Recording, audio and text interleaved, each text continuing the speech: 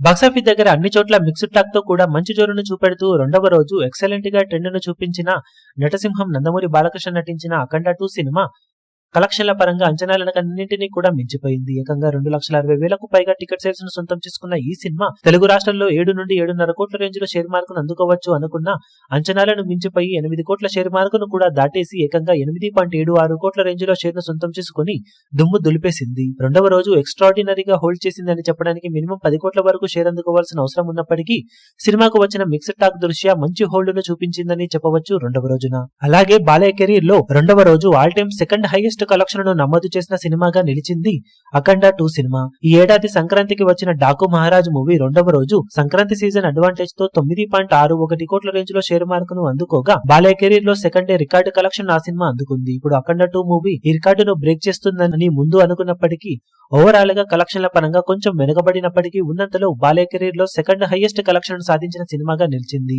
ఇక మూడవ రోజు సండే అడ్వాంటేజ్ ఉన్న నేపథ్యంలో మరోసారి మంచి జోరును చూపించే అవకాశం ఎంతైనా ఉన్న సినిమా డబుల్ డిజిట్ షేర్ మార్కును టార్గెట్ చేస్తుందని చెప్పాలి. ఒకవేళ డబుల్ డిజిట్ షేర్ మార్కును తెలుగు రాష్ట్రాల్లో అందుకుంటే ఎక్స్ట్రాడినరీగా మూడవ రోజును పూర్తి చేసుకుందని చెప్పవచ్చు. తద్వారా వర్కింగ్ డేస్ లో కూడా మంచి జోరును కొనసాగించే ఛాన్సెస్ ఉంటాయి. మరి బాక్సాఫీస్ దగ్గర మూడవ రోజులో సినిమా ఎలాంటి కలెక్షన్ అందుకోగలుగుతుందో చూడాలి.